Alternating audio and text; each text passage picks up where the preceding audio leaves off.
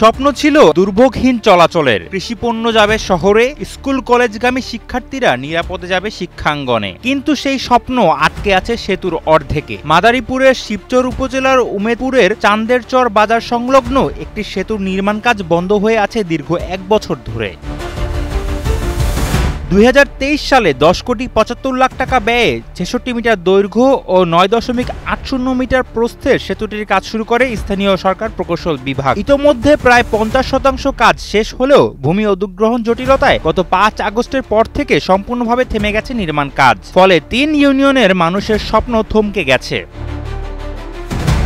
সেতুর কাজ বন্ধ থাকায় ঐতিহ্যবাহী চান্দেরচর বাজারের সঙ্গে স্থানীয়দের সহজ যাতায়াত বন্ধ হয়ে পড়েছে। কৃষিপণ্য পরিবহনে ভোগান্তি বেড়েছে কয়েক গুণ। স্থানীয়রা বলছেন, এ অবস্থায় তাদের কষ্ট দিন দিন অসহনীয় হয়ে উঠছে। এই ব্রিজটা কাজ বন্ধ হয়ে গেছে আর এই আচ্ছা 2টা বছর ধরে মামলা চলতেছে। মানুষের প্রচুর দুর্ভোগী।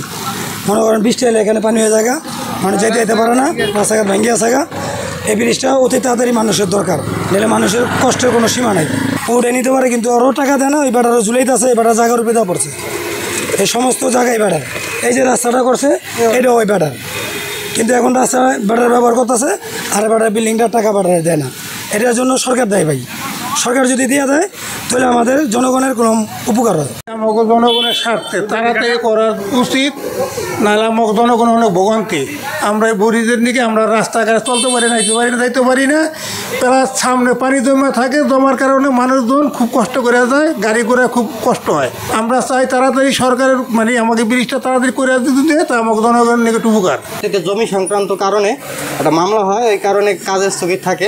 কাজটা স্থগিত এখন পর্যন্ত আছে, কিন্তু স্থগিত থাকার কারণে আমাদের ব্যবসা বাণিজ্য এখানে চরম ক্ষতি হইতেছে।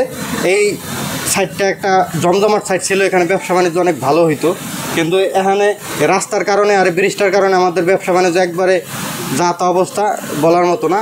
একবারে আমাদের চালান পুঁজি নিয়ে টান দিতেছে এই আর কি। তো ব্রিজটা দ্রুত হইলে আমাদের ব্যবসা বাণিজ্য আমরা আগের মতো সচ্ছল হইতে পারবো।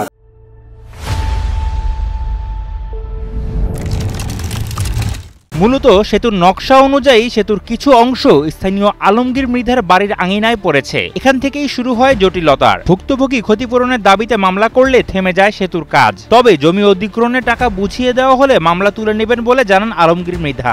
মাপ দিছিলাম যেভাবে জমির যে সাইডে নেওয়ার কথা ছিল, সমান নেওয়ার কথা ছিল, পরে তারা এটা করে নেই, ওই করছে ওই লাইন করছে যেইভাবে ব্রিজটা যাবে। তারপরে এরা প্রায় 4 ফিট খুবই সরাই দিয়েছে। সরানোর কারণে আমাদের বিল্ডিংয়ের মধ্যে ঢুকাই দিছে। রাস্তাটা নিতেন, সাইডটা নিতেন, জায়গা তো আপনি সরকারি জায়গা বামে।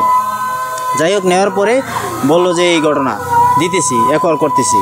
তো করতে করতে এই তৈরি আমাদের অনেক দিন ঘুরেছে, প্রায় 5 মাস পরে দেখি 5-6 মাসের পরে ঘুরানোর পর কোনো পদে যায় না, পরে আমরা মামলা করতে পারতেছি। এ বিষয়ে উপজেলা প্রকৌশলী জানান, ভূমি অধিগ্রহণের কাজটি দ্রুত সম্পন্ন করতে সংশ্লিষ্ট দপ্তরে যোগাযোগ করা হচ্ছে। অধিগ্রহণের কাজ শেষ হলে দ্রুত নির্মাণ কাজ শুরু হবে। 5 আগস্টের পরে এরা ওখানকার যে মালিকানা জমি তারা একটা এডিএম কোর্টে মামলা দায়ের করে, সেই মামলা দায়ের ভিত্তিতে সেপ্টেম্বর মাসে একটা নিষেধাজ্ঞা জারি করে। এই নিষেধাজ্ঞা জারির কারণে কাজটি এখন স্থগিত আছে। আমরা পরবর্তীতে নিষেধাজ্ঞা জারির পরে আমরা এটা অ্যাকুইজিশনের জন্য প্রস্তাবনা প্রেরণ করি এবং গত 20 জুলাই 2025 তারিখে মন্ত্রণালয় কর্তৃক আমরা ল্যান্ড অ্যাকুইজিশনের প্রশাসনিক অনুমোদন পাই এবং এই অনুমোদনের প্রেক্ষিতে আমরা ডিসি বরাবর সমস্ত পেপার সাবমিট করার প্রক্রিয়া আছে। উমেদপুর সহ আশেপাশের এলাকার মানুষের জীবনযাত্রা সহজ করতে, শিক্ষা ও অর্থনৈতিক উন্নয়নের গতি আনতে এই সেতুটি যেন দ্রুতই নির্মিত হয়, এমনটাই দাবি স্থানীয় হাজারো মানুষের। News desk, Kaler Kantho.